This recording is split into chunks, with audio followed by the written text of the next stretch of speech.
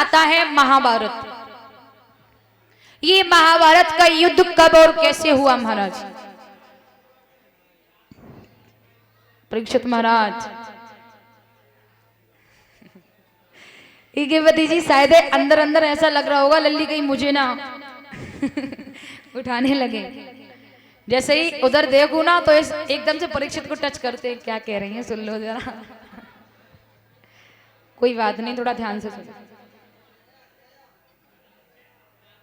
इधर जो बातें हो रही है ना उनसे बोल दो थोड़ा स्लो बात करें, यहां तक आवाज ना आए, बहुत तेज आवाज आ रही है।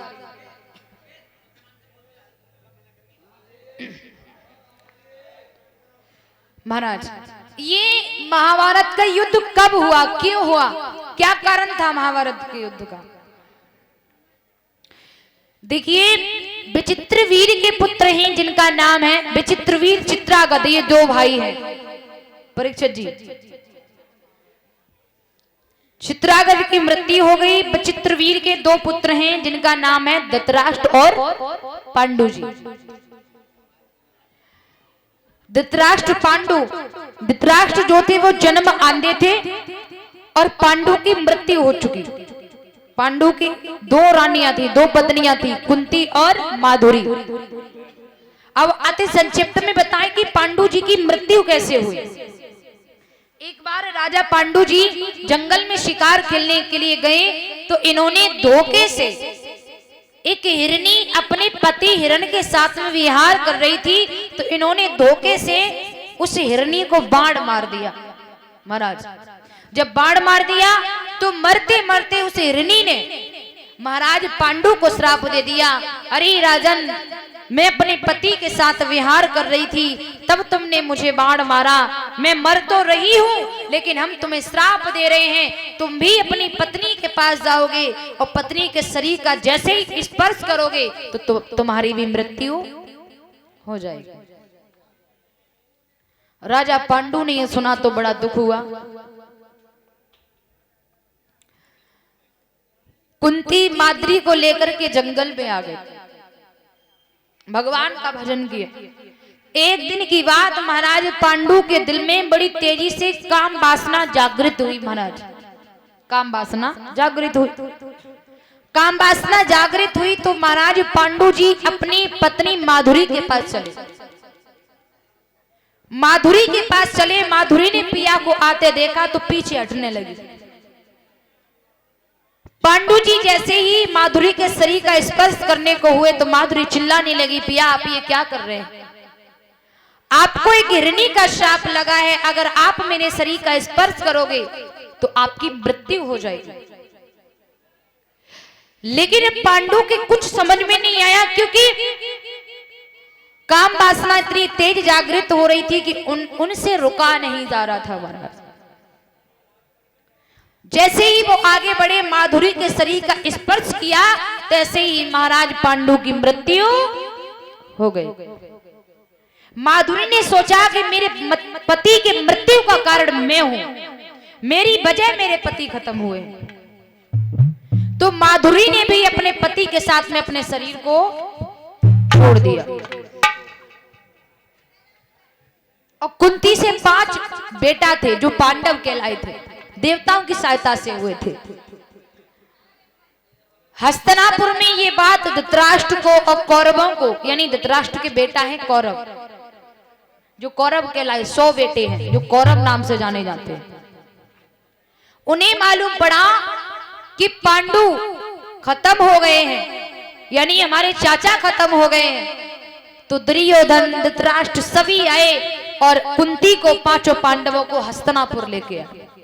उन्हें धैर्य धारण कराया कि आप चिंता ना करो, हम सब हैं। धीरे धीरे समय व्यतीत हुआ, 5 पांडव बड़े हुए। तो एक दिन की बात, धृतराष्ट्र पर जब धीरे धीरे चौथापन आने लगा, महाराज जब चौथापन आने लगा तो धृतराष्ट्र ने एक बार मन में विचार किया कि मुझ पर चौथापन आने वाला है तो क्यों ना मैं अपने जिंदा पर, अपनी आंखों के सामने अपने भाई के बेटों का और अपने बेटों का बंटवारा कर दूं। और सच में जो बाप होगा ना, जिस बाप के अंदर सच्ची इंसानियत होगी, वो यही चाहेगा कि बच्चों में लड़ाई झगड़ा ना हो पाए, अपने आंखों के सामने इन्हें बंटवारा कर दो। महाराज तो धृतराष्ट्र जी ने बंटवारा किया तो पांचों पांडवों से कहा कि तुम लोग खंडित वन चले जाओ।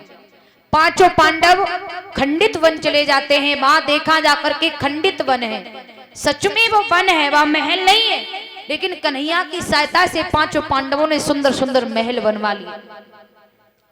महाराज सुंदर सुंदर महल बनवा लिए। देखिए आजकल कोई घर बनाते हैं तो कोई नया घर बनाते हैं हम और आप, उसका गृह प्रवेश कराते हैं नहीं कराते हैं? अपने यहाँ कराते हैं या नहीं कराते हैं? कोई नया घर बनाते हैं तो हम लोग उसका गृह प्रवेश यज्ञ कराते हैं। तो ऐसे ही सब सुंदर सुंदर महल बन गए तो उसका गृह प्रवेश हुआ। गृह प्रवेश हुआ तो कन्हैया ने युधिष्ठिर से कहा कि हे युधिष्ठिर एक काम करो। बोले क्या? दुर्योधन तुम्हारा बड़ा भाई है, आप उसके लिए एक पत्र लिख करके भेज दो और पत्र में लिख दो कि महलों का गृह प्रवेश है, आप यज्ञ में सम्मिलित होने के लिए आ जाए। पत्र लिख करके भेजा, पत्र को देख करके दुर्योधन आया, यज्ञ हुआ, यज्ञ में सम्मिलित हुआ दुर्योधन। बाहर से महल बहुत अच्छे लग रहे हैं। दुर्योधन अंदर सोचने लगा चलो अंदर घूमने के लिए जाते हैं, ये बाहर से ही अच्छे लग रहे हैं या फिर अंदर भी अच्छा ही है, अंदर भी अच्छे लग रहे हैं। लेकिन कन्हैया ने उन महलों में महाराज एक बहुत बड़ी करामात रखी थी। वो क्या रखी थी? जहां पर जल होता था, जहां जल भरा था वहां पर थल दिखाई देता था। थल का मतलब सूखा, और जहां पर थल था वहां जल दिखता था। इतनी करामात कृष्ण ने कराई थी। दुर्योधन को नहीं मालूम था कि मंदिर के वो महलों के अंदर करामात है। द्रौपदी अट्टा पर खड़ी खड़ी टहल रही थी, घूम रही थी। दुर्योधन अंदर महलों में घूमने के लिए चला, और जब चला तो दुर्योधन ने देखा है कि जल दिखाई दे रहा है। उसे नहीं मालूम जिधर जल दिखाई दे रहा है उधर तो थल है, लेकिन जिधर जल दिखाई दे रहा है उधर से हटा और जिधर थल दिखाई दे रहा है उधर चल दिया। और जैसे ही थल की तरफ चल दिया, थल दिखाई दे रहा है लेकिन उधर था जल। उसका पैर फिसला, दुर्योधन जो था वो जल में गिर गया। द्रौपदी अट्टा पर खड़ी खड़ी देख रही थी। द्रौपदी ने ताली बजा के ठट्टा मार के हंसी और एक बात कही, हे जेठ जी आज मालूम पड़ गई अंधन के तो अंधा ही होते हैं। एक बात याद रखना,